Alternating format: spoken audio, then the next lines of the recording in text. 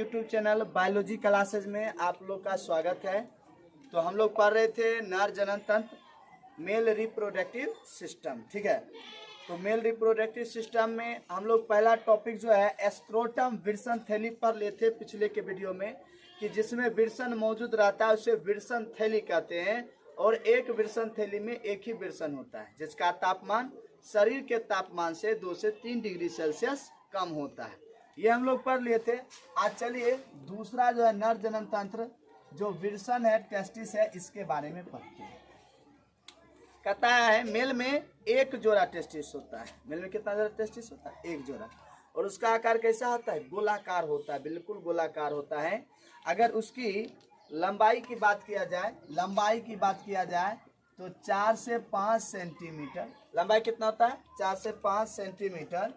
और चौड़ाई जो है वो होता है इसका 2 से 3 सेंटीमीटर। और मोटाई जो है इसका ये होता है 3 सेंटीमीटर। मोटाई कितना होता है? 3 सेंटीमीटर।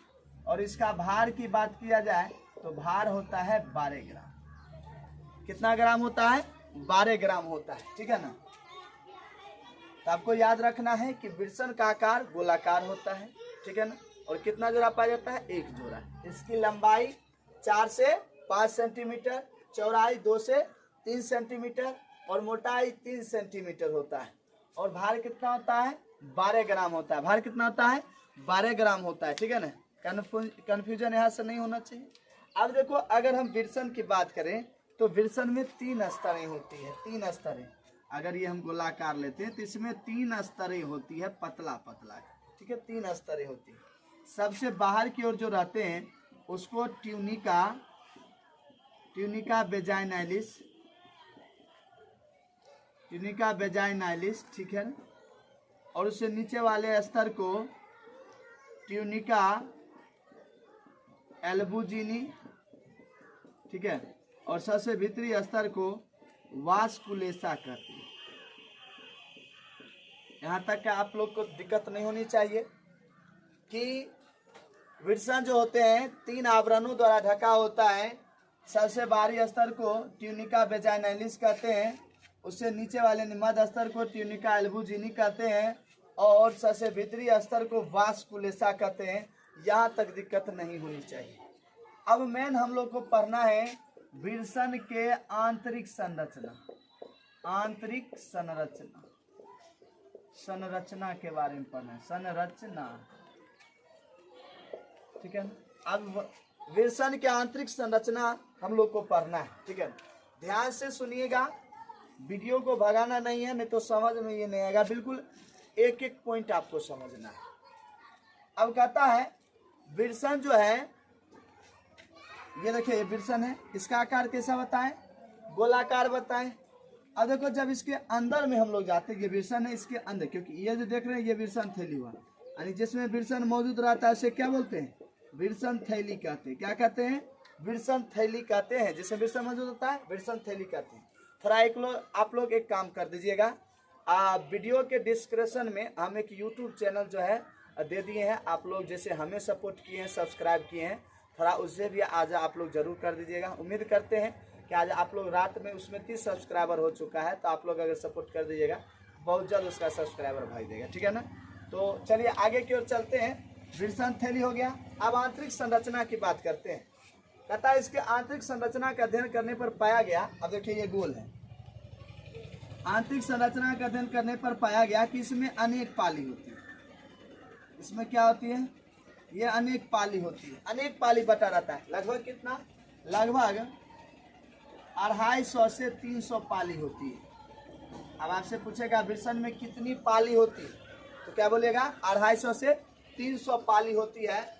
और किसी में, और प्रत्येक पाली के अंदर देखिए ये यू आकार की जो एक नली पाई जाती है, किसी में 2, किसी में 3, किसी में 2 तो किसी में 3। तो एक पाली में मैक्सिमम अगर पूछ दिया गया है तो 1 से 3 पाली, एक पाली में 1 से 3 शुक्रजनक नलिका पाई जाती है। फिर से इसको सुनिएगा। इसके आंतरिक संरचना का अध्ययन करने पर पाया गया इसमें अनेक पाली पाई जाती है। लगभग 250 से 300 पाली पाई जाती है।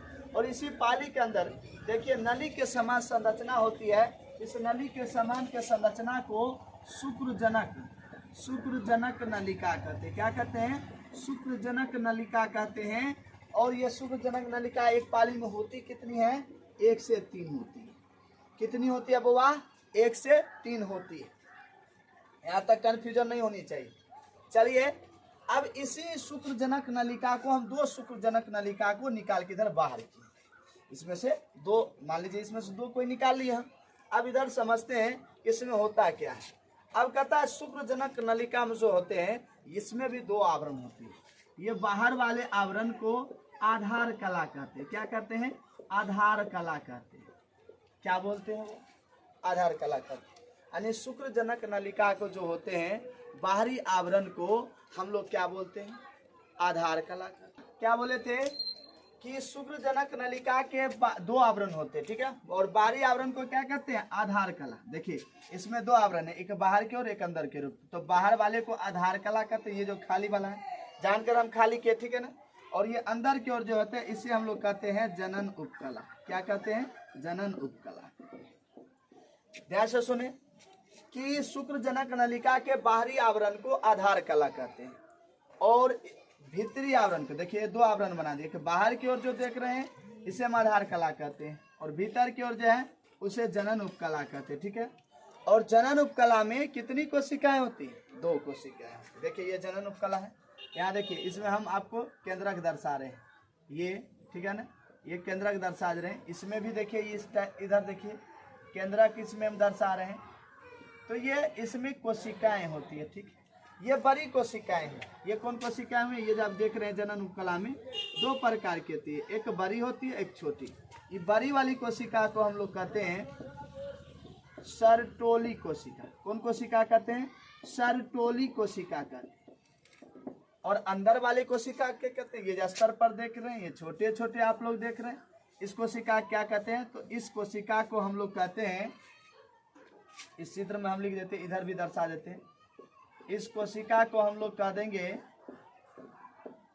नर जर्म कोशिका। क्या कहेंगे बुआ? नर जर्म कोशिका।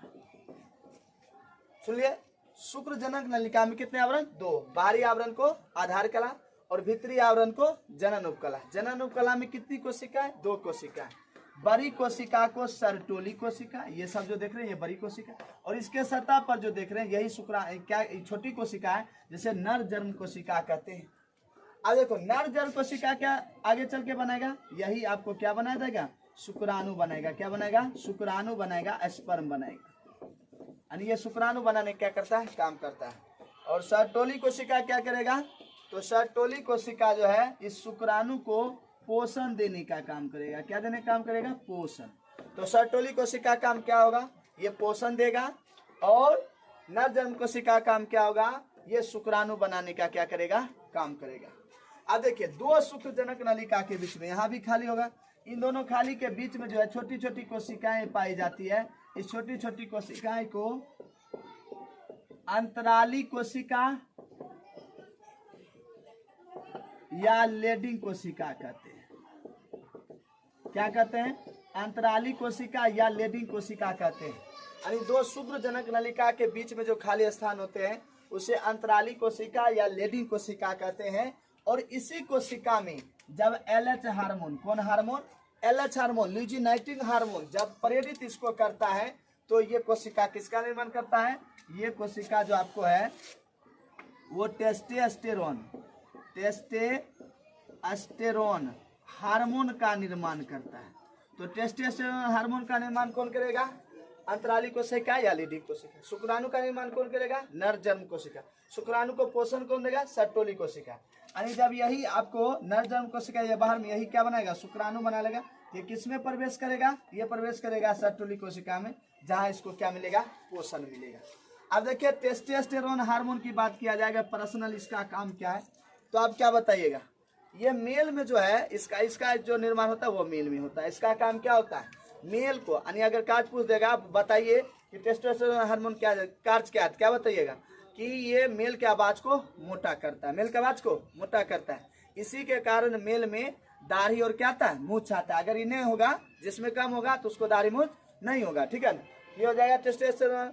तीसरा क्या हो जाएगा, ये मेल में चंचलता रहता है, फुर्तीला करता है, ठीक है। और मेल को फीमेल की ओर आकर्षण क्षमता बढ़ाता है। ये काम किसका है, टेस्टोस्टेरोन हार्मोन का क्या है, कार्य है।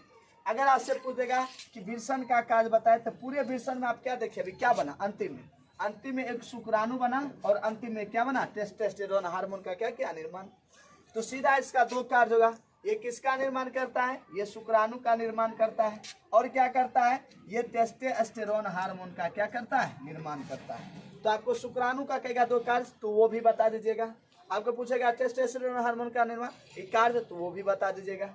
अब कहीं डाउट नहीं रह गया तो आपको कोई दिक्कत नहीं होनी चाहिए इसमें, बिल्कुल आपको बढ़िया से बताएं। आज बारिश भी हुआ, फिर भी हम आप लोगों के लिए इतना मेहनत कर रहे हैं, ठीक है ना। तो आप लोग को वीडियो यदि अच्छा लगे तो शेयर करिए, ठीक है ना।